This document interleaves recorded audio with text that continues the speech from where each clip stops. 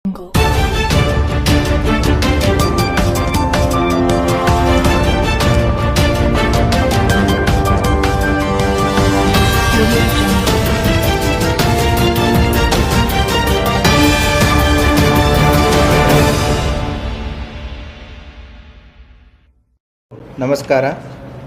ಇವತ್ತಿನ ದಿನ ಕಳೆದ ತಿಂಗಳು ಮಣ್ಣುಗುಳಿಯಲ್ಲಿ ಆದಂತಹ ಕೆನರಾ ಬ್ಯಾಂಕ್ ಕಳ್ಳತನ ಪ್ರಕರಣಕ್ಕೆ ಸಂಬಂಧಪಟ್ಟಂತೆ ಇವತ್ತಿನ ಪತ್ರಿಕಾಗೋಷ್ಠಿಯನ್ನು ಕರೆಯಲಾಗಿದೆ.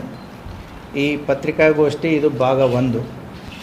ಸೊ ಇದರಲ್ಲಿ ಆಗಿರುವಂತಹ ಘಟನೆಗಳು ಮತ್ತು ಈಗ ತನಿಖೆಯಲ್ಲಿ ಆದಂತಹ ಏನು ಘಟನೆಗಳಿದ್ದಾವೆ ಅದನ್ನು ತಮ್ಮ ಗಮನಕ್ಕೆ ತರ್ತಾ ಇದ್ದೀವಿ. ದಿನಾಂಕ 23/5/2025 ಮತ್ತು 24/5/2025 ಈ 2 ದಿನಗಳ ಮಧ್ಯದಲ್ಲಿ ಮಣ್ಣುಗುಳಿಯಲ್ಲಿದ್ದಂತಹ ಬ್ಯಾಂಕಿನಲ್ಲಿ ಕಳ್ಳತನ ಆಗಿದೆ ಅಂತಂತೇಳಿ ಅವರ ಬ್ಯಾಂಕ್ ಮ್ಯಾನೇಜರು ಒಂದು ಕಂಪ್ಲೇಂಟನ್ನು ಕೊಟ್ಟಿದ್ದರು. ಬ್ಯಾಂಕ್ ಸೇಫ್ ಲಾಕರ್ ರೂಮನ್ನು ಒಳಗಡೆ ನುಗ್ಗಿ ಬ್ಯಾಂಕ್ನಲ್ಲಿದ್ದಂತಹ ಸುಮಾರು 53,26,00,000 ಮೌಲ್ಯದ 58 kg ಬಂಗಾರ ಮತ್ತು 5 ಲಕ್ಷ ರೂಪಾಯಿ ದುಡ್ಡು ಕಳ್ಳತನ ಆಗಿದೆ. ಸೊ ಯಾರು ಮಾಡಿದರೆ ಗೊತ್ತಿಲ್ಲ ಅಂತ ಹೇಳಿ ಬ್ಯಾಂಕ್ ಮ್ಯಾನೇಜರ್ ಒಂದು ಕಂಪ್ಲೇಂಟನ್ನು ಕೊಟ್ಟಿರ್ತಾರೆ. ಆ ಹಿನ್ನೆಲೆಯಲ್ಲಿ ಮಣ್ಣುಗುಳಿ ಪೊಲೀಸ್ ಠಾಣೆಯಲ್ಲಿ ಅಪರಾಧ ಕ್ರಮಾಂಕ ಸಂಖ್ಯೆ 69/25 ಮತ್ತು BNS ಅಡಿಯಲ್ಲಿ ಸೆಕ್ಷನ್ಸ್ಗಳ ಅಡಿಯಲ್ಲಿ ಪ್ರಕರಣವನ್ನು ದಾಖಲು ಮಾಡಿಕೊಂಡು ಪೊಲೀಸ್ ಇಲಾಖೆ ಈ ಪ್ರಕರಣವನ್ನು ಕೈಗೊಂಡಿರುತ್ತದೆ. ಆದಂತಹ ಪ್ರಮಾಣ ಮತ್ತು ಆದಂತಹ ಘಟನೆಗೆ ಸಂಬಂಧಪಟ್ಟಂತೆ ಪೊಲೀಸ್ ಇಲಾಖೆ ಒಟ್ಟು 8 ತನಿಖಾ ತಂಡಗಳನ್ನು ರಚನೆ ಮಾಡಿರುತ್ತೆ. ಅಡಿಷನಲ್ SP ನಮ್ಮ ರಾಮನಗೌಡ ಹಟ್ಟಿಯವರ ಮಾರ್ಗದರ್ಶನದಲ್ಲಿ 8 ತಂಡಗಳು ಕೆಲಸವನ್ನು ನಿರ್ವಹಿಸೋದಕ್ಕೆ ಒಂದು ಆದೇಶವನ್ನು ಮಾಡಿ DSP ರೂರಲ್ ಅವರ ಒಂದು ತಂಡ, ಅವರ ಒಂದು ತಂಡ, DSP ಸುನಿಲ್ ಕಾಂಬ್ಳೆ ಅವರ ಒಂದು ತಂಡ, DSP ಬಾಗೇವಾಡಿ ಬಲ್ಲಪ್ಪ ನಂದಗಾವಿ ಅವರ ಒಂದು ತಂಡ, ಟೆಕ್ನಿಕಲ್ ತಂಡ ಮತ್ತು ಅವರ ಜೊತೆಗೆ ನಮ್ಮ ಇನ್ಸ್ಪೆಕ್ಟರ್ ಬಾಗೇವಾಡಿ ಗುರುಶಾಂತ್ ದಾಶಾಳ್ ಅವರ ಒಂದು ತಂಡ, CPI ನಿಡಗುಂದಿ ಅಶೋಕ್ ಚವ್ಹಾಣ್ ಅವರ ಒಂದು ತಂಡ, ಅದರ ಜೊತೆಗೆ ಸುಮಾರು 10ಕ್ಕಿಂತಲೂ ಹೆಚ್ಚು PSI ರವರು ಈ ತಂಡಗಳಲ್ಲಿ ಮತ್ತು ಆ ಸಿಬ್ಬಂದಿಗಳನ್ನು ಒಳಗೊಂಡಂಥ ಒಂದು ತಂಡವನ್ನು ರಚನೆ ಮಾಡಿರುತ್ತೆ. ಯಾಕಂತಂದರೆ ಆದಂತಹ ಘಟನೆ ಸ್ವರೂಪ ಮತ್ತು ಗಂಭೀರತೆಯನ್ನು ತಿಳ್ಕೊಂಡು ಈ ತಂಡಗಳನ್ನು ರಚನೆ ಮಾಡಿ ಪೊಲೀಸ್ ಇಲಾಖೆ ಕಾರ್ಯಪ್ರವೃತ್ತರಾಗಿರುತ್ತೆ.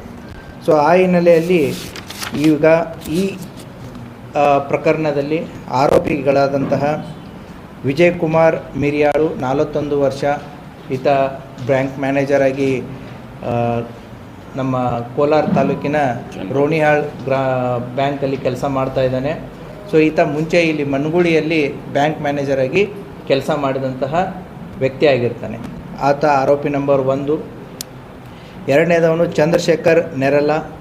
ಈತ ಖಾಸಗಿ ಉದ್ಯೋಗ, ರಿಯಲ್ ಎಸ್ಟೇಟು, ಆಮೇಲೆ ಈತನೊಂದು ಸೆಂಟ್ ಆಂಥ್ರೂ ಸ್ಕೂಲು ಅಂತಂತೇಳಿ ಸ್ಕೂಲನ್ನು ಕೂಡ ಹುಬ್ಬಳ್ಳಿ ಕೇಶವಾಪುರದಲ್ಲಿ ನಡೆಸ್ತಾನೆ. ಈತ ಕಾಂಟ್ರಾಕ್ಟರ್ ಆಗಿಯೂ ಕೆಲಸ ಮಾಡ್ತಾನೆ. ಆಮೇಲೆ ಈತ ಕ್ಯಾಸಿನೋಗಳನ್ನು ಕೂಡ ಆಡೋದು ನಡೆಸೋವಂಥ ಒಂದು ಹವ್ಯಾಸವನ್ನು ಹೊಂದಿದ್ದಾನೆ. ಗೋವಾದಲ್ಲಿ ಕೆಲಸ ಕಾರ್ಯಗಳನ್ನು ಮಾಡ್ತಾನೆ, ಹುಬ್ಬಳ್ಳಿಯಲ್ಲಿ ಮಾಡ್ತಾನೆ. ಅದೇ ರೀತಿ ಕೂಡ ಈತ ಶ್ರೀಲಂಕಾಕ್ಕೂ ಹೋಗಿ ಕೊಲಂಬೋ ಇಲ್ಲಿಗಳಲ್ಲಿ ಕೂಡ ಕ್ಯಾಸಿನೋ ಆಡುವಂಥ ಒಂದು ಪ್ರವೃತ್ತಿಯನ್ನು ಬೆಳೆಸ್ಕೊಂಡಂಥ ವ್ಯಕ್ತಿ ಚಂದ್ರಶೇಖರ್. ಈ ಚಂದ್ರಶೇಖರು ಮುಂಚೆ ಒಂದು ಬ್ಯಾಂಕಲ್ಲಿ ಕೆಲಸ ಮಾಡಿ ಅಲ್ಲಿನೂ ಕೂಡ ಗೋಲ್ಮಾಲ್ ಮಾಡಿ ಸಸ್ಪೆಂಡ್ ಆಗಿ ಡಿಸ್ಮಿಸ್ ಆದಂಥ ಒಬ್ಬ ವ್ಯಕ್ತಿ. ಈತ ನಮ್ಮ ವಿಜಯ್ ಮೇರಿಯಾಳನ ಫ್ರೆಂಡು. ಇನ್ನೊಬ್ಬ ವ್ಯಕ್ತಿ ಸುನಿಲ್ ಮೋಕಾ ಅಂತಂತೇಳಿ ಇವನು ಕೂಡ ಈ ಚಂದ್ರಶೇಖರನ ಜೊತೆಗೆ ಅಸೋಸಿಯೇಟ್ ಆಗಿದ್ದು ಅವನ ಹತ್ತಿರ PA ರೀತಿಯಲ್ಲಿ ಕೆಲಸ ಮಾಡುವಂಥ ಒಬ್ಬ ವ್ಯಕ್ತಿ. ಇವನು ಕೂಡ ಈಗೇನು ಚಂದ್ರಶೇಖರ್ ಇದ್ದಂಥ ಎಲ್ಲ ಚಟಗಳನ್ನು ಕೂಡ ಇವನಿಗೂ ಇರುವಂಥ ಒಬ್ಬ ವ್ಯಕ್ತಿ. ಈ ಮೂವರು ಈಗ ಆರೋಪಿಗಳನ್ನ ನಾವು ಬಂಧನ ಮಾಡಿದ್ದೀವಿ. ಈ 3 ಜನ ಆರೋಪಿಗಳಿಂದ ಅವರು ಕೃತ್ಯಕ್ಕೆ ಬಳಸಿದಂತಹ 2 ಕಾರುಗಳು, ಅದರ ಜೊತೆಗೆ ಅವರಿಂದ ರಿಕವರಿ ಆದಂತಹ ಸುಮಾರು 10.5 kg ಕರಗಿಸಿದ ಬಂಗಾರ ಮತ್ತು ಆಭರಣಗಳನ್ನು ಈ 3 ವ್ಯಕ್ತಿಗಳಿಂದ ವಶಪಡಿಸ್ಕೊಂಡಿದ್ದೀವಿ. ಸುಮಾರು 10,75,00,000 ವ್ಯಾಲ್ಯೂವಿನ ವಸ್ತುಗಳನ್ನು ಅವರಿಂದ ಈ 3 ಜನ ವ್ಯಕ್ತಿಗಳಿಂದ ವಶಪಡಿಸ್ಕೊಂಡಿದ್ದೀವಿ. ಈ ಪ್ರಕರಣದಲ್ಲಿ ಇನ್ನೂ ಹಲವಾರು ಆರೋಪಿಗಳು ಹೊರಗಿದ್ದು ಅವರಲ್ಲಿದ್ದಂತಹ ಮಾಲುಗಳನ್ನು ನಾವು ವಶಪಡಿಸಿಕೊಳ್ಳೋದು, ಅವ್ರನ್ನ ಪತ್ತೆ ಮಾಡೋದು ಮತ್ತು ವಶಪಡಿಸಿಕೊಳ್ಳುವುದು ಕೂಡ ಬಾಕಿ ಇದೆ. ಸೊ ಆ ಹಿನ್ನೆಲೆಯಲ್ಲಿ ಪೊಲೀಸ್ ಇಲಾಖೆ ಈಗ ಈ ಪ್ರಕರಣದಲ್ಲಿ ಮಾಡಿದವರು ಯಾರು ಅನ್ನೋದನ್ನು ಭೇದಿಸುವುದರಲ್ಲಿ ಯಶಸ್ವಿಯಾಗಿದೆ. ಈ ಪ್ರಕರಣದಲ್ಲಿ ಇದ್ದಂತಹ ಆರೋಪಿಗಳನ್ನು ಪತ್ತೆ ಮಾಡಲಾಗಿದೆ ಮತ್ತು ಇನ್ನೂ ಉಳಿದ ಆರೋಪಿಗಳ ಬಗ್ಗೆ ಹೆಚ್ಚಿನ ತನಿಖೆಯನ್ನು ಕೈಗೊಂಡು ಅವರಿಂದನೂ ಕೂಡ ನಾವು ಇದನ್ನು ಏನು ಡಿವೈಡ್ ಮಾಡ್ಕೊಂಡಿದ್ದಾರೆ, ಹಂಚಿಕೊಂಡಿದ್ದಾರೆ. ಸೊ ಅವರಿಂದನೂ ಕೂಡ ನಾವು ಆಭರಣಗಳನ್ನು ವಶಪಡಿಸಿಕೊಳ್ಳುವಂಥ ಕಾರ್ಯ ಇನ್ನೂ ಇದೆ. ಸೊ ಆದಷ್ಟು ಬೇಗನೆ ಕೂಡ ಉಳಿದಂಥ ಆರೋಪಿಗಳನ್ನು ಪತ್ತೆ ಮಾಡಿ ಪ್ರಕರಣದಲ್ಲಿರುವಂತಹ ಉಳಿದಂಥವರನ್ನು ಕೂಡ ಆದಷ್ಟು ಬೇಗನೆ ಕ್ರಮ ಕೈಗೊಳ್ಳುವಂಥ ವಿಶ್ವಾಸ ಪೊಲೀಸ್ ಇಲಾಖೆಯಲ್ಲಿದೆ. ನೀವು ಕೇಳುವಂಥ ಕೆಲವು ಪ್ರಶ್ನೆಗಳಿಗೆ ನಾನೇ ಮೊದಲು ಕೆಲವೊಂದಿಷ್ಟು ಉತ್ತರಗಳನ್ನು ಕೊಡ್ತೀನಿ. ಸೊ ಇದು ಸುಮಾರು ತಿಂಗಳುಗಳಿಂದ ಪ್ಲ್ಯಾನ್ ಮಾಡಿದ್ದಾರೆ. ಫೆಬ್ರವರಿ ತಿಂಗಳಿಂದಲೇ ಇದನ್ನು ಪ್ಲ್ಯಾನ್ ಮಾಡಿದ್ದಾರೆ. ಯಾವ ರೀತಿ ಇದನ್ನು ಮಾಡಬೇಕು, ಎಕ್ಸಿಕ್ಯೂಟ್ ಮಾಡಬೇಕು ಅನ್ನೋದನ್ನು ಹಲವಾರು ಬಾರಿ ಚರ್ಚಿಸಿದ್ದಾರೆ. ಹಲವಾರು ಬಾರಿ ಇವರು ಮನಗುಳಿಗೂ ಕೂಡ ಬಂದು ಹೋಗಿದ್ದಾರೆ. ಅಲ್ಲಿ ಇದ್ದಂಥ ಏರಿಯಾವನ್ನು ಪೂರ್ತಿ ಸ್ಟಡಿ ಮಾಡಿದ್ದಾರೆ. ಎಲ್ಲೆಲ್ಲಿ CCTVಗಳಿವೆ, ನಾವು ಯಾವ ದಾರಿಯಲ್ಲಿ ಬರಬೇಕು, ಯಾವ ರೂಟಲ್ಲಿ ಹೋಗಬೇಕು, ಯಾವ ರೀತಿ ಮಾಡಬೇಕು ಅನ್ನೋದನ್ನು ಕೂಡ ಅವರು ಹಲವಾರು ತಿಂಗಳುಗಳಿಂದ ಅದನ್ನು ಸ್ಟಡಿ ಮಾಡಿದ್ದಾರೆ. ಆಮೇಲೆ ಇದನ್ನು ಬ್ಯಾಂಕಲ್ಲಿದ್ದಂಥ ಕೀಸ್ಗಳನ್ನು ಈ ವಿಜಯ್ ಏನಿದ್ದಾನೆ ಪ್ರೀವಿಯಸ್ ಮ್ಯಾನೇಜರು, ಆತ ಮೇದಲ್ಲಿ ಟ್ರಾನ್ಸ್ಫರ್ ಆಗ್ತಾನೆ. ಮಣ್ಣುಗುಳಿಯಲ್ಲಿ ಮೇ 9ರವರೆಗೂ ಕೆಲಸ ಮಾಡಿದ್ದಾನೆ. ತದನಂತರ ಅಲ್ಲಿಂದ ವರ್ಗಾವಣೆಯಾಗಿ ರೂನಿಯಾಳ್ ಬ್ರಾಂಚಿಗೆ ಹೋಗಿದ್ದಾನೆ. ಅವನು ಹೋಗೋಕ್ಕಿಂತ ಮುಂಚೆನೇ ಮಾರ್ಚ್ ಮತ್ತು ಏಪ್ರಿಲ್ ತಿಂಗಳಲ್ಲಿ ಈ ಬ್ಯಾಂಕಿನ ಕೀಸ್ಗಳಿಗೆ ಏನಿರ್ತವೆ, ಈ ಕೀಸ್ಗಳನ್ನು ಈ ಆರೋಪಿಗಳಿಗೆ ಕೊಟ್ಟು ಅವುಗಳನ್ನು ಡುಪ್ಲಿಕೇಟ್ ಕೀಗಳನ್ನು ಮಾಡಿಸಿದ್ದಾರೆ. ಸೊ ಆ ಡುಪ್ಲಿಕೇಟ್ ಕೀಗಳು ಕೂಡ ವರ್ಕ್ ಆಗುತ್ತೋ ಇಲ್ಲೋ ಅನ್ನೋದಕ್ಕೆ ಕೂಡ ಹಲವಾರು ಬಾರಿ ಅದನ್ನು ಟೆಸ್ಟ್ ಆ್ಯಂಡ್ ಟ್ರಯಲ್ ಮಾಡಿದ್ದಾರೆ. ಸೊ ಯಾವಾಗ ಸಕ್ಸಸ್ ಆಗಿದೆ ವೇಟ್ ಮಾಡಿದ್ದಾರೆ. ಏನು ಅಂತಂದರೆ ಇದ್ದಂತಹ ಈ ವಿಜಯ್ ಮ್ಯಾನೇಜರ್ ಏನಿದ್ದಾನೆ ಆತ ವರ್ಗಾವಣೆ ಆಗಿ ಹೋಗೋವರೆಗೂ ಕೂಡ ಕಾಯ್ದಿದ್ದಾರೆ. ಅಂದರೆ ನಾಳೆ ಇದು ಅವನ ಮೇಲೆ ಬರಬಾರ್ದು, ಅವನ ಮೇಲೆ ಇರುತ್ತೆ ಅಂತಂಥೇಳಿ ಅವನ ಮೇಲೆ ಬರಬಾರ್ದು. ಸೊ ಹೊಸ ಸೆಟಪ್ ಏನು ಬರುತ್ತೆ ಅವ್ರ ಮೇಲೆ ಬರಲಿ ಅನ್ನುವಂಥ ಒಂದು ಸಂದರ್ಭ ಸಮಯಾವಕಾಶಕ್ಕೆ ಕಾಯ್ದಿದ್ದಾರೆ. ಇನ್ನು ಮೇ 9ನೇ ತಾರೀಕು ಟ್ರಾನ್ಸ್ಫರ್ ಆಗಿ ಹೋಗ್ತಾನೆ. ಅವ್ರ ಜೊತೆಗೆ ಇನ್ನೂ ಕೆಲವೊಂದಿಷ್ಟು ಸಿಬ್ಬಂದಿಗಳು ಅಲ್ಲಿಂದ ಟ್ರಾನ್ಸ್ಫರ್ ಆಗ್ತಾರೆ. ಹೊಸ ಸೆಟಪ್ ಬರುತ್ತೆ. ಹೊಸ ಸೆಟಪ್ ಬಂದ ಮೇಲೆ ಇದೇನು 4 ಸ್ಯಾಟರ್ಡೆ ಸಂಡೇ ಇರುತ್ತೆ. ಸೊ ಜನ ಇರಲ್ಲ ಆ ಟೈಮಲ್ಲಿ ಅಂತಂತ ಹೇಳಿ ಸೊ ಆ ಸಂದರ್ಭದಲ್ಲಿ ಮಾಡಿದರೆ ಸೊ ಹೋದ ಹಳೆ ಮ್ಯಾನೇಜರ್ ಮೇಲೆ ಬರುವಂಥ ಸಾಧ್ಯತೆಗಳು ಕಡಿಮೆ, ಹೊಸ ಸೆಟಪ್ ಮೇಲೆ ಬರಲಿ ಅಂತಂತ ಹೇಳಿ ಆ ಡೈರೆಕ್ಷನ್ದಲ್ಲಿ ಇದನ್ನು ಮೇ 23 ಮತ್ತು 24ನೇ ತಾರೀಕಿಗೆ ಎಕ್ಸಿಕ್ಯೂಟ್ ಮಾಡುವಂಥ ಒಂದು ಪ್ಲ್ಯಾನನ್ನು ಮಾಡ್ತಾರೆ. ಮೇ 23ನೇ ತಾರೀಕು ಕೂಡ ಅವರು ಅಲ್ಲಿ ಚಲನವಲನಗಳು ಓಡಾಡಿದ್ದನ್ನು ನಮಗೆ ಸಾಕಷ್ಟು ಕುರುಹುಗಳಿದ್ದಾವೆ. ಅವರು ಮೇ 23ನೇ ತಾರೀಕಿನೇ ಮಾಡಬೇಕನ್ನುವಂಥ ಒಂದು ಆಶಾಭಾವನೆಯಲ್ಲಿರ್ತಾರೆ. ಅವತ್ತು RCB ಮತ್ತು ಏನು ನಮ್ಮ ಸನ್ರೈಸರ್ಸ್ ಹೈದರಾಬಾದ್ ಮ್ಯಾಚ್ ಇರುತ್ತೆ. ಸೊ ಹಾಗಾಗಿ ಹೊರಗಡೆ ಜನರ ಓಡಾಟ ಸಾಕಷ್ಟು ಇರುತ್ತೆ, ಹುಡುಗರ ಓಡಾಟ ಜಾಸ್ತಿ ಇರುತ್ತೆ. ಸೊ ಅನ್ಫಾರ್ಚುನೇಟ್ಲಿ ಅವತ್ತು ಮಳೆನೂ ಆಗಲ್ಲ ಮತ್ತು ಆ ಮ್ಯಾಚನ್ನು RCB ಸೋಲುತ್ತೆ. ಸೊ ಆ ಹಿನ್ನೆಲೆಯಲ್ಲಿ RCB ಸೋತಿದ್ದಕ್ಕೆ ಮಳೆ ಬರದೇ ಇದ್ದದಕ್ಕೋಸ್ಕರ ಸೊ ಅವತ್ತಿನ ಪ್ಲ್ಯಾನನ್ನು ಅವರು ಪೋಸ್ಟ್ಪೋನ್ ಮಾಡ್ತಾರೆ. ಒಂದು ವೇಳೆ RCB ಗೆದ್ದು ಅಲ್ಲಿ ಪಟಾಕ್ಷಿಗಳ ಸಂಭ್ರಮ ಆಗಿದ್ದರೆ ಆ ಸೌಂಡಲ್ಲಿ ಒಳಗಡೆ ನುಗ್ಗಬೇಕು ಅನ್ನೋದು ಅವ್ರದ್ದು ಪ್ಲ್ಯಾನ್ ಆಗಿರುತ್ತೆ. ಸೊ ಹಾಗಾಗಿ 23ನೇ ತಾರೀಕು ಈ ಎರಡೂ ವಿಚಾರಗಳಿಂದ ಅದನ್ನು ಪೋಸ್ಟ್ಪೋನ್ ಮಾಡ್ತಾರೆ. 24ನೇ ತಾರೀಕನ್ನು ಆಯ್ಕೆ ಮಾಡ್ಕೋತಾರೆ. ಅದು ಶನಿವಾರ. ಅವತ್ತು ಕೂಡ ರಜೆ ಇರುತ್ತೆ. ಮತ್ತು ಇವರಿಗೆ ಎಲ್ಲೆಲ್ಲಿ CCTVಗಳಿರ್ತವೆ, ಏನಿರ್ತವೆ ಅನ್ನೋದು ಎಲ್ಲ ಗೊತ್ತಿರುತ್ತೆ. ಅವುಗಳನ್ನು ಎಲ್ಲ ಡೈವರ್ಟ್ ಮಾಡಿ ಇಟ್ಟಿರ್ತಾರೆ. ಸೊ ಅಷ್ಟೇ ಅಲ್ಲದೆ ಕೂಡ ಅಲ್ಲಿ ಹೈ ಮಾಸ್ಕ್ ಲೈಟ್ ಇರುತ್ತೆ. ಹೈ ಮಾಸ್ಕ್ ಲೈಟದ್ದನ್ನು ಕೂಡ ಇವರು ಕೇಬಲನ್ನು ಕಟ್ ಮಾಡಿ ಅದನ್ನು ಆಫ್ ಮಾಡಿರ್ತಾರೆ. ಸೊ 24ನೇ ತಾರೀಕು ಅವರು ಬಂದಂಥ ದಾರಿಗಳು, ಹೋದಂಥ ದಾರಿಗಳು, ಸೊ ಏನೇನು ಮಾಡಬೇಕು, ತಮ್ಮ ಇರುವಿಕೆಯನ್ನು ಯಾವ ರೀತಿ ಅದನ್ನು ಮುಚ್ಚಿಡಬೇಕು, ಎಲ್ಲ ರೀತಿಯಿಂದ ಅವರು ಪ್ರಯತ್ನಗಳನ್ನು ಮಾಡಿರ್ತಾರೆ. ಸೊ ರಸ್ತೆ ಆಗಿರ್ಬೋದು, ಟೆಕ್ನಾಲಜಿ ಆಗಿರ್ಬೋದು, ಬೇರೆ ಏನೆಲ್ಲ ಮಾಡ್ಬೋದು, ಸಾಕಷ್ಟು ರೀತಿಯ ಇಂಗ್ಲೀಷ್ ಮೂವೀಸ್ಗಳನ್ನು, ಹಿಂದಿ ಮೂವೀಸ್ಗಳನ್ನು, ನೆಟ್ಫ್ಲಿಕ್ಸು, ಅಮೆಜಾನ್ಸ್ಗಳಲ್ಲಿ ಸಾಕಷ್ಟು ಅವುಗಳನ್ನು ಅಧ್ಯಯನ ಮಾಡಿ ಪ್ಲ್ಯಾನನ್ನು ಮಾಡಿರ್ತಾರೆ. ಸೊ ಯಾವ ರೀತಿ ನಾವು ಪೊಲೀಸರಿಂದ ತಪ್ಪಿಸ್ಕೊಳ್ಬೋದು ಅಂತಂದು ಅವರ ವೇಷಭೂಷಣಗಳನ್ನು ಕೂಡ ಅವರು ಡಿಸೈಡ್ ಮಾಡಿರ್ತಾರೆ. ಯಾವ ವ್ಯಕ್ತಿಗೆ ಯಾವ ರೀತಿಯಾದಂಥ ವೇಷಭೂಷಣಗಳನ್ನು ಹಾಕಬೇಕು, ಹೇಗೆ ಹಾಕಬೇಕು. ಸೊ ಪ್ರತಿಯೊಂದನ್ನು ಮಾಸ್ಕು, ಹೆಲ್ಮೆಟ್ಟು, ಮರೀಚಿಕೆಗಳನ್ನು ಯೂಸ್ ಮಾಡ್ತಾರೆ. ಸೊ ಯೂಸ್ ಮಾಡಿ ಎಲ್ಲಿಯೂ ಕೂಡ ಕುರುಹುಗಳು ಬರಬಾರ್ದು ಅನ್ನೋವಂಥ ಒಂದು ಇದರಲ್ಲಿ ಪ್ಲ್ಯಾನನ್ನು ಮಾಡಿರ್ತಾರೆ. ಅಷ್ಟೇ ಅಲ್ಲದೆ ಇಲ್ಲಿ ವೆಹಿಕಲ್ಸ್ಗಳನ್ನು ಯಾವ ರೀತಿ ಯೂಸ್ ಮಾಡಬೇಕು ಅನ್ನೋದನ್ನು ಕೂಡ ಅವರು ಮೊದಲೇ ಪ್ಲಾನ್ ಮಾಡಿದ್ದಾರೆ. ಸೊ ಇಲ್ಲಿ ಒಂದು ಟ್ರಕ್ಕನ್ನು ಯೂಸ್ ಮಾಡಿದ್ದಾರೆ, ಇಲ್ಲಿ ಓಡಾಡೋದಕ್ಕೆ ಟೂ ವೀಲರ್ಸ್ಗಳನ್ನ ಯೂಸ್ ಮಾಡಿದ್ದಾರೆ. ಸೊ ಆ ಟ್ರಕ್ಗಳಲ್ಲಿ ಈ ಟೂ ವೀಲರ್ಸ್ಗಳನ್ನು ಸಾಗಿಸಿದ್ದಾರೆ. ಸೊ ದ್ಯಾಟ್ ಆ ಟೂ ವೀಲರ್ಸ್ಗಳು ಎಲ್ಲಿ ಹೋಯ್ತು ಏನು ಮಾಡ್ತು ಅನ್ನೋದನ್ನು ಗೊತ್ತಾಗಬಾರ್ದು ಅಂತಂದು. ಸೊ ಈ ರೀತಿಯಾದಂತಹ ಅಂದರೆ ಈ ಮೂವೀಸ್ಗಳ ಪರಿಣಾಮ, ನೆಟ್ಫ್ಲಿಕ್ಸು ಅಮೆಜಾನ್ಸ್ಗಳಲ್ಲಿ ಬರುವಂತಹ ಕ್ರೈಮ್ ಸ್ಟೋರೀಸ್ಗಳು ಇವುಗಳನ್ನು ಎಲ್ಲವನ್ನು ನೋಡಿ ಮಾಡಿ ಇದನ್ನು ಸರಿಯಾದಂಥ ಒಂದು ಪ್ಲ್ಯಾನನ್ನು ಸಿದ್ಧತೆಯನ್ನು ಮಾಡ್ಕೊಂಡಿದ್ದಾರೆ. ಅದೇ ರೀತಿ ನೀವು ಪ್ರಶ್ನೆಗಳನ್ನು ಕೇಳಿದ್ದೀರಾ, ಬ್ಲ್ಯಾಕ್ ಮ್ಯಾಜಿಕ್ ಮಾಡಿದ್ದಾರೆ ಸರ್, ಬ್ಲ್ಯಾಕ್ ಮ್ಯಾಜಿಕ್ ಮಾಡಿದ್ದಾರೆ, ಯಾಕೆ, ಏನು, ಎಂತ ಅಂತಂತೇಳಿ. ಅದಕ್ಕೂ ಕೂಡ ತಾವು ಸ್ಟಾರ್ಟಿಂಗಲ್ಲಿ ಹಲವಾರು ಪ್ರಶ್ನೆಗಳನ್ನು ಕೇಳಿದ್ರಿ.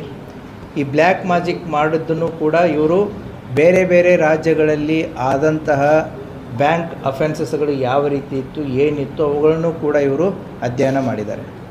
ಸೊ ತಮಿಳುನಾಡು ಮತ್ತು ಕೇರಳಗಳಲ್ಲಿ ಬ್ಲ್ಯಾಕ್ ಮ್ಯಾಜಿಕ್ ಮಾಡಿ ಬ್ಯಾಂಕ್ಗಳನ್ನು ಕಳ್ಳತನ ಮಾಡಿರುವಂಥ ಹಲವಾರು ಘಟನೆಗಳನ್ನು ಇವರು ನೋಡಿಬಿಟ್ಟು ಅಲ್ಲಿ ಬ್ಲ್ಯಾಕ್ ಮ್ಯಾಜಿಕ್ಕನ್ನು ಮಾಡಿ ಕುಂಕುಮ, ಅರಿಶಿನ, ಕರ್ಪೂರ, ಊದಿನ ಕಡ್ಡಿ ಏನೇನು ಬೇಕು ಎಲ್ಲ ಬ್ಯಾಂಕ್ ತುಂಬ ಎಲ್ಲ ಮಾಡಿ ಸೊ ದ್ಯಾಟ್ ಪೊಲೀಸರ ಅಟೆನ್ಷನನ್ನು ಡೈವರ್ಟ್ ಮಾಡೋದಕ್ಕೆ. ಸೊ ಮಾಡಿದವರು ಮೋಸ್ಟ್ಲಿ ಕೇರಳ ಮತ್ತು ತಮಿಳುನಾಡು ಕಡೆದವರು ಇರಬಹುದೇನೋ ಅನ್ನುವಂಥ ಊಹೆ ಪೊಲೀಸರಿಗೆ ಬರಲಿ ಅನ್ನೋವಂಥ ಒಂದು ದಾರಿ ತಪ್ಪಿಸುವಂಥ ಒಂದು ಮಾರ್ಗವನ್ನು ಅವರು ಕೈಗೊಂಡಿದ್ದಾರೆ. ಅಷ್ಟೇ ಅಲ್ಲದೆ ಬ್ಯಾಂಕಲ್ಲಿ ತಾವು ಈಗಾಗಲೇ ತಮಗೆ ಗೊತ್ತಿರೋ ಹಾಗೆ ಖಾರದ ಪುಡಿಯನ್ನು ಎರಚಿದ್ದಾರೆ, ಮಾಡಿದ್ದಾರೆ ಅಂತಂತೇಳಿ ತಾವು ಕೂಡ ವರದಿಯನ್ನು ಮಾಡಿದ್ರಿ. ಇದು ಡಾಗ್ ಸ್ಕ್ವಾಡ್ ಆಗಿರ್ಬೋದು ಅಥವಾ ಪೊಲೀಸರಿಗೆ ಫಿಂಗರ್ ಪ್ರಿಂಟ್ ಸಿಗಬಾರ್ದು ಅಂತಂತೇಳಿ ಗ್ಲೌಸ್ಗಳನ್ನ ಯೂಸ್ ಮಾಡೋದಾಗಿರ್ಬೋದು, ಇವನ್ನೆಲ್ಲ ಅವರು ಸ್ಟ್ಯಾಂಡರ್ಡಾಗಿ ಮಾಡಿದ್ದಾರೆ.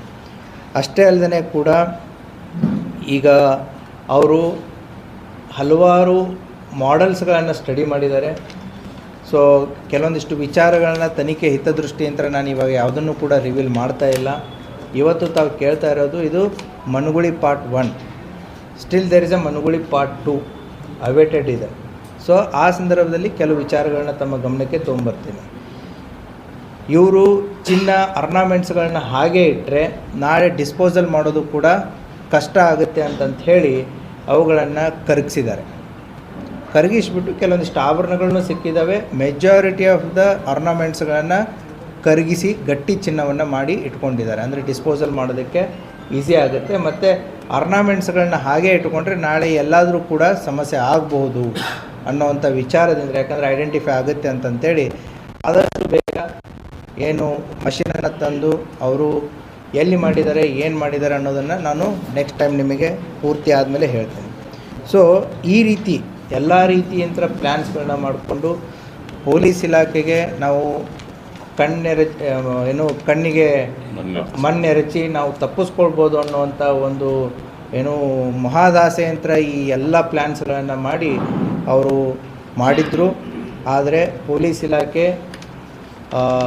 ನಮ್ಮ ಏನು ವಿಜಯಪುರ ಜಿಲ್ಲಾ ಪೊಲೀಸ್ ಇದೆ, ಇದು ಕೇವಲ ಮನುಗುಳಿ ಪ್ರಕರಣ ಅಲ್ಲ, ಇದು ಇಡೀ ಜಿಲ್ಲೆಯ ಪೊಲೀಸ್ ಪ್ರಕರಣ ಅಂತಂತ ಹೇಳಿ ಇಡೀ ಜಿಲ್ಲೆ ಎಲ್ಲ ಅಡಿಷ್ನಲ್ SP ಇಬ್ಬರು ಆಗಿರ್ಬೋದು, ನಮ್ಮ ಎಲ್ಲ 5 DYSPಗಳಾಗಿರ್ಬೋದು ಮತ್ತು ಜಿಲ್ಲೆ ಎಲ್ಲ ಇನ್ಸ್ಪೆಕ್ಟ್ರು, PSI ಅವರ ಜೊತೆಗೆ ನಮ್ಮ ಎಲ್ಲ ಸಿಬ್ಬಂದಿ ವರ್ಗದವರು ಕಳೆದ 1 ತಿಂಗಳಿಂದ ಹಗಲು ರಾತ್ರಿ ಇದನ್ನು ಶ್ರಮಿಸಿ ಇದು ಯಾವುದೇ ಕಾರಣಕ್ಕೂ ನಾವು ಬಿಡಲೇಬಾರ್ದು ಅನ್ನೋವಂಥ ಒಂದು ಹಠದಿಂದ ಇದೊಂದು ಪ್ರಯತ್ನ ಮಾಡಿದ್ದಾರೆ.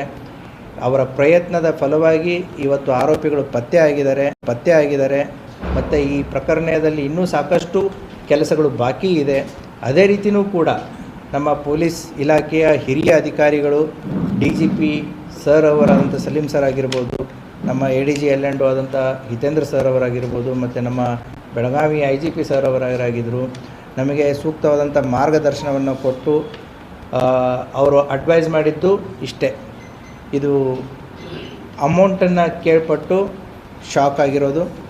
ಎರಡನೇದ್ದು ಅವರು ಅಡ್ವೈಸ್ ಮಾಡಿರೋದು ಇಂಥ ಅವಕಾಶಗಳು ಕಡಿಮೆ ಸರ್ವಿಸಲ್ಲಿ. ಸೊ ಇಂಥ ಪ್ರಕರಣಗಳನ್ನ ನೀವು ಪತ್ತೆ ಮಾಡಿದರೆ ಪೊಲೀಸ್ ಇಲಾಖೆಗೆ, ರಾಜ್ಯಕ್ಕೆ, ಸರ್ಕಾರಕ್ಕೆ ನೀವು ಹೆಸರು ತಂದು ಕೊಡ್ತೀರಾ, ಚೆನ್ನಾಗಿ ಕೆಲಸ ಮಾಡಿ ಅಂತಂತ ಹೇಳಿ ಸುಮಾರು 1 ತಿಂಗಳಿಂದ ಮಾರ್ಗದರ್ಶನವನ್ನು ಮಾಡಿ ಈ ಕೆಲಸ ಸಕ್ಸಸ್ ಆಗೋದಕ್ಕೂ ಕೂಡ ಅವರು ಕೂಡ ಕಾರಣೀಭೂತರಾಗಿರ್ತಾರೆ. ಪರ್ಟಿಕ್ಯುಲರ್ಲಿ ನಮ್ಮ IGP ಚೇತನ್ ಸಿಂಗ್ ರಾಥೋರ್ ಸರ್ ಅವರು ಕೂಡ ಪ್ರತಿದಿನ ಈ ಪ್ರಕರಣಕ್ಕೆ ಸಂಬಂಧಪಟ್ಟಂತೆ ಬೆಳಿಗ್ಗೆ ಸಾಯಂಕಾಲವರೆಗೂ ಎಲ್ಲ ತನಿಖಾ ತಂಡದವರ ಜೊತೆಗೆ ನಿರಂತರವಾದಂಥ ಸಂಪರ್ಕವನ್ನು ಇಟ್ಕೊಂಡು ಯಾವುದೇ ರೀತಿಯಾದಂತಹ ತನಿಖಾ ತಂಡಕ್ಕೆ ಪ್ರೆಷರ್ ಫಾರ್ಮ್ ಆಗಲಾರ್ದೇ ಅದನ್ನು ಒಂದು ವೈಜ್ಞಾನಿಕ ರೀತಿಯಲ್ಲಿ ಒಂದು ಲಾಜಿಕಲ್ ಎಂಡಿಗೆ ಕರ್ಕೊಂಡು ಹೋಗುವಂಥ ಒಂದು ಇದಕ್ಕೆ ಪೊಲೀಸ್ ಇಲಾಖೆ ಎಲ್ಲ ಹಿರಿಯ ಅಧಿಕಾರಿಗಳು ಕೂಡ ಇದಕ್ಕೆ ಕಾರಣೀಭೂತರಾಗಿದ್ದಾರೆ. ಸೊ ಆ ಹಿನ್ನೆಲೆಯಲ್ಲಿ ತಾವು ಕೂಡ ಮಾಧ್ಯಮದವರು ಕೂಡ ನಮ್ಮ ಪೊಲೀಸ್ ಇಲಾಖೆಯ ಜೊತೆಗೆ ಸಾಕಷ್ಟು ರೀತಿಯಲ್ಲಿ ಹಲವಾರು ರೀತಿಯಲ್ಲಿ ಸಹಕರಿಸಿದ್ದೀರ. ಈ ಪ್ರಕರಣ ಪತ್ತೆ ಆಗೋದಕ್ಕೂ ಕೂಡ ನೀವು ಕಾರಣೀಭೂತರಾಗಿರ್ತೀರ. ಆ ಹಿನ್ನೆಲೆಯಲ್ಲಿ ಎಲ್ಲರಿಗೂ ಕೂಡ ಧನ್ಯವಾದಗಳನ್ನ ತಿಳಿಸುತ್ತೆ. ಅದೇ ರೀತಿ ಈ ತನಿಖೆಯಲ್ಲಿ ಇನ್ವಾಲ್ವ್ ಆದಂಥ ಎಲ್ಲ ಸಿಬ್ಬಂದಿವರೆಗೂ ಒಬ್ಬ ಪೊಲೀಸ್ ಕಾನ್ಸ್ಟೇಬಲ್ ಹಿಡ್ಕೊಂಡು SP ಅವ್ರಿಗೂ ಕೂಡ ಇದರಲ್ಲಿ ಕೆಲಸ ಮಾಡಿದ್ದಾರೆ. ಅವರ ಪ್ರತಿಯೊಂದು ಎಫರ್ಟನ್ನು ಪೊಲೀಸ್ ಇಲಾಖೆ ಅಪ್ರಿಷಿಯೇಟ್ ಮಾಡುತ್ತೆ, ಐಡೆಂಟಿಫೈ ಮಾಡುತ್ತೆ, ಅವರ ಕಾರ್ಯವನ್ನು ಶ್ಲಾಘಿಸುತ್ತೆ. ಸೊ ಫಾರ್ ನೀವು ಕೇಳಿರೋದು ಇದು part 1, part 2 is still awaited. Thank you. Part 2, wait for part 2. One by one. ಈಗ ಯಾರು ಅದರ ಆಕ್ಚುಲಿ ಓನರ್ ಇದ್ದಾರೆ ಅವ್ರಿಗೆ ಅದೇ ಸಿಗೋದು ಬಹಳ ಕಷ್ಟ ಆಗುತ್ತೆ. How is very difficult for them to get their own. Will answer you later regarding this. Sir ಇಷ್ಟೆಲ್ಲ ಮಾಸ್ಟರ್ ಮೈಂಡ್ ಮಾಡಿದ್ರು ಸಿಕ್ಕಾಡ್ಕೊಂಡ್ರೆ ಹೇಗೆ sir? That is policing. Sir ಎಲ್ಲಿ ತಪ್ಪು ಎಲ್ಲಿ ಮಾಡಿದ್ರು ಅಂತಲೂ ಹೇಳಲ್ಲ ನಾವು. ಪೊಲೀಸರು ತಮ್ಮ ಕೌಶಲ್ಯವನ್ನು ಇಲ್ಲಿ ಮರೆದಿದ್ದಾರೆ.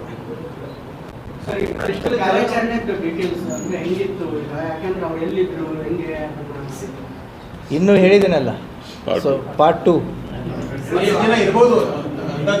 we have the number, but in the interest of the case we are not going to tell.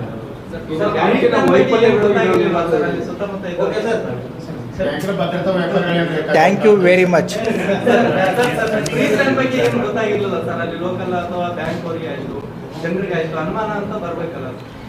C, ನೀವು ಹೇಳೋ ಎಲ್ಲ ಪ್ರಶ್ನೆಗಳಿಗೆ ಮುಂಜಾಗೃತವಾಗಿ ಏನೇ ಬಂದಿದ್ರು ಇದು ನಡೀತಿರಲಿಲ್ಲ. But yes, incident has happen and we have done it. Sir, ಈಗ ಹುಬ್ಬಳ್ಳಿ ಅಂತ ಒಂದು ಸಣ್ಣ ಬ್ಯಾಂಕ್ ಒಳಗೆ ಎಷ್ಟು ಚಿನ್ನಾಭರಣ ಇಟ್ಟಿರೋದ್ರ ಬಗ್ಗೆನೂ ಒಂದು ಸ್ವಲ್ಪ ಮಾಹಿತಿ ದೊಡ್ಡ ಮೊತ್ತದ್ದು, ಯಾಕಂದರೆ ನಗರ ಪ್ರದೇಶದಲ್ಲಿ ಇರೋದೇ ಕಡಿಮೆ ಇಷ್ಟು. ಅದಕ್ಕೆ ಸಂಬಂಧಪಟ್ಟಂತೆ ಬ್ಯಾಂಕಿನವರು ಸೂಕ್ತ ಕ್ರಮವನ್ನು ಕೈಗೊಳ್ತಾರೆ. ಅದ್ರ ಬಗ್ಗೆನೂ ಏನಾದರೂ ಸಿಗ್ತಾ ಇದೆ? ಯಾಕಂದರೆ ಅದು ಕೆಲವೊಂದು ಟೈಮ್ ಅದು ಕೂಡ ಅನಧಿಕೃತ ಆಗಿರೋ ಸಾಧ್ಯತೆಗಳು ಇರ್ತಾರೆ. ಇಲ್ಲ, ಅನಧಿಕೃತ ಯಾವುದೂ ಇಲ್ಲ. ಪ್ರತಿಯೊಂದನ್ನು ಕೂಡ ಅಧಿಕೃತವಾಗಿಯೇ ಇದೆ. ಸರ್, ಎಷ್ಟು ಜನದ್ದು ಗ್ರಾಹಕರು ಚಿನ್ನಾಭರಣ? Still it is matter of investigation. So bank is having the records of it. So ಜನರು, ಇನ್ನೊಂದು ಹೇಳ್ತೀನಿ, ಜನರು ಯಾವುದೇ ರೀತಿಯಾದಂತಹ ಏನು ಗಾಬರಿ ಆಗಿರ್ಬೋದು ಅಥವಾ ಸಂಶಯ ಆಗಿರ್ಬೋದು ಒಳಗಾಗುವಂಥ ಅವಶ್ಯಕತೆ ಇಲ್ಲ. ಪೊಲೀಸ್ ಇಲಾಖೆ ಅವ್ರ ಜೊತೆಗಿದೆ, ಬ್ಯಾಂಕು ಕೂಡ ಅವ್ರ ಜೊತೆಗಿದೆ. ಸೊ ನಾವು ಅವ್ರಿಗೆ ಪ್ರಾಮಿಸ್ ಮಾಡಿದ್ವಿ, ವಿಲ್ ವರ್ಕ್ ಆನ್ ಇಟ್ ಅಂತಂತೇಳಿ. ಗ್ರಾಹಕರು ಕೂಡ ಪೊಲೀಸ್ ಇಲಾಖೆ ಮೇಲೆ ಏನು ನಂಬಿಕೆಯನ್ನು ಇಟ್ಟು ನಮ್ಮ ಜೊತೆಗೆ ಸಹಕರಿಸಿದ್ದಾರೆ. ಅವ್ರಿಗೂ ಕೂಡ ಧನ್ಯವಾದಗಳು. Work is half done, still half work is pending and will do it. Thank you.